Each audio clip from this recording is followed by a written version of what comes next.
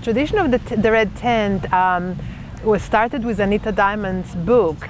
And I think that the concept of the red tent, ever since the book was published, have caught on fire. I talk with women about red tents now, and everyone know, men as well, but mostly women anywhere know what the red tent means, whether they read the book or not. So it encapsulates, I think, a memory, maybe a cellular memory that we might all have as women of times when we were sitting in moon lodges or red tents, when women were menstruating together and being away from everyday chores, from everyday life, so that they can delve into the depths of the mystery, which is where we all connect when we bleed, if we don't try and pretend we don't, or if we don't try and work as if we're not on our cycle.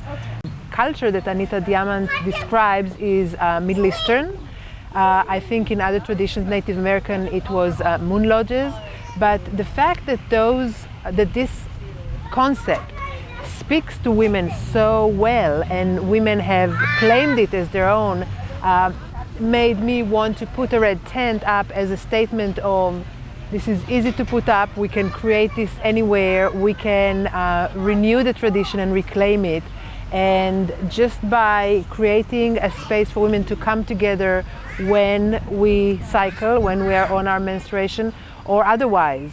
That's the tradition, and I'm hoping that we can reclaim that and create a new tradition that women would make red tents anywhere and come together to honor themselves. So we have an easy up structure that is really easy to put up, but people can put branches or make any structure or drape red cloth around trees. It really is not about the structure, but about bringing any red cloth and creating a space, a womb-like space that women can hang out with. Much more fun than hanging laundry.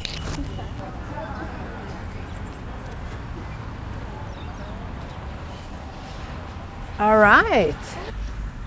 So here is Earth. That's Earth from around the world. I was in a conference on intentional communities, and people came from all over the world, from all the continents. There were people there from all continents, and each one was asked to be bringing a little bit of dirt from their backyard. And at the end, we put all of the earth in a big cauldron and stirred it and sank it, and then each one took a baggie. And this piece of earth, this amalgam of earth from around the world, has been traveling with me to many, many circles all over the world. It's very special to me. So that's earth, air, fire. I'm glad you stopped by the Parent Wars for women to see a red tent and to come.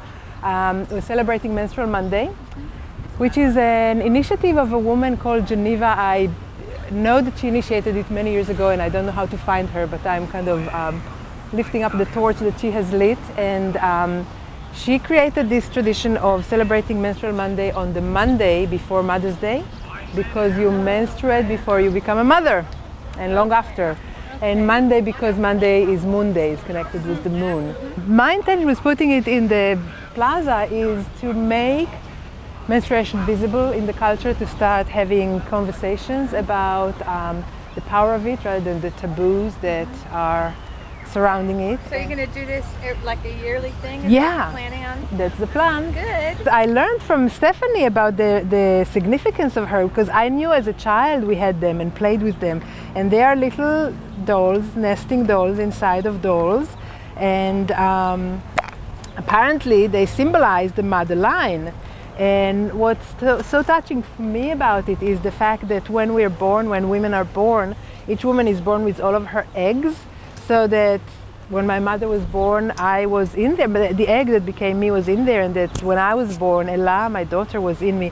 So they are inside each other, and I know that today they are a child's tool, or child's toy, but really they are an amazing symbol of the mother's line and how we come forth through the wombs of the mothers. And it seems to me such a profound way of preserving that tradition through a toy. So yeah, part of what we do in celebrating the blood is honoring our mothers and mothers' mothers and mothers' mothers and grandmothers and the whole of our mother's line. Without flowing with our menstrual blood, we would not be able to conceive and give birth. Not only am I the latest, if I have not had a child, but Yes. I'm also the largest one with all of the generations yet to come. Yes. All of that potential. Yeah. And it reminds me of my responsibility of living conscientiously. Yeah. And treading lightly Yeah. on the earth for future generations. Hello. Hi, America. Hi. Happy Menstrual Monday. Happy Menstrual Monday. Hi, America. I want to light this candle to honor the mothers' lines. My mother, Eva, her mother, Serena, her mother, Roja, and her mother's mothers that I don't know, and my daughter Ella. And in hopes that as Ella grows up, menstruation is part of life, and for you, America, and all of the girls that are now growing up to know that our flow is sacred.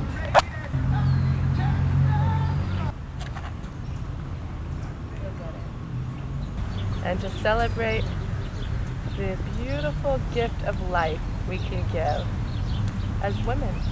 I'm gonna hold it up. And I want to bring into the circle my son, Jacob, and hope and pray that with this consciousness raising, with this prayer, with these blessings, with these red tents, that all of our children, boys and girls, remember and learn the sacred blessing of life.